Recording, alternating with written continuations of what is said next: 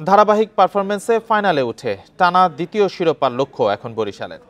প্রতিপক্ষ কে হবে সেটা নিয়ে খুব একটা ভাবনা নেই দলটির চেয়ারম্যান মিজানুর রহমানের। বলছেন দীর্ঘদিন বিপিএল এর সাথে থাকতে পেরেছেন বলেই মাঠ ও মাঠের বাইরের কাজগুলো সুন্দরভাবে করতে পেরেছেন।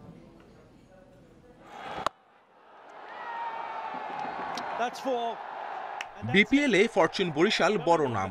দলটির খেলা মানেই দর্শকের পরিপূর্ণ গ্যালারি।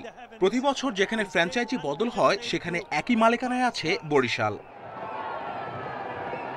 একটা ফ্র্যাঞ্চাইজি দীর্ঘদিন থাকলে তৈরি হয় এমন জনপ্রিয়তা, কমে আসে ভুলভ্রান্তির সংখ্যা। এবারে বিপিএল এর সবচেয়ে আলাদা দল বরিশালের কেন অন্যদের মতো সমালোচনা নেই সেটাই জানালেন চেয়ারম্যান। আমরা কেউ পোক করতেও যাইনি, কখনো কোনো ধরনের নেগেটিভ কথাও বলিনি। দেখেন, খেলতে আসলে এক জায়গায় 5 ভাই থাকলে 5 ধরনের ঝামেলা হতেই পারে, বাট এটা বাইরে আসার কোনো দরকার নেই। It's very internal.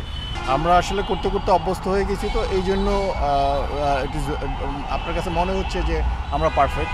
আমাদেরও অনেক ভুল আছে, মানুষ মাত্রই ভুল আছে। সবশেষ 4 আসরে 3টাতেই ফাইনালে বরিশাল, একটাতে হার একটাতে জয়। এবার কি অপেক্ষা করছে? তাছাড়া নিশ্চিত হয়নি প্রতিপক্ষও। 7টা দল হয়েছে, আপনি কি কোনো দলকে খাটো করে দেখতে পারবেন? সো আমি কোনোটাকে রিলিফ বলে মনে করি না। আমি মনে করি সবগুলো দলই ভালো দল এবং যে কোনো মুহূর্তে যে কোনো প্লেয়ার দলে উঠতে পারে। শেষ দিকে সে দলে বড় কোনো পরিবর্তন চায় না ম্যানেজমেন্ট। বড় নাম বলতে জিমি নিশাম আসছেন শক্তি বাড়াতে। ফাইনালে ওঠার আনন্দের সাথে হৃদয়ের রানে ফেরা স্বস্তি দিচ্ছে চেয়ারম্যানকে। দেখেন, ভালো ব্যাটসম্যান একদিন না একদিন রান পাবে।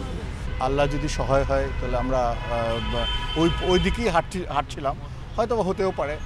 বাট বাংলাদেশের ইনফ্রাস্ট্রাকচার এখনও কিন্তু আইপিএলের ধারে কাছেও নেই। সো আমি ওই চিন্তা করলে হবে না, বাট আমরা আমাদের সর্বোচ্চটা দেওয়ার চেষ্টা করছি।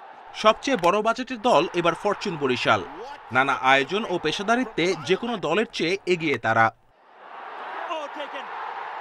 Kamrul Hasnat, independent news, Dhaka.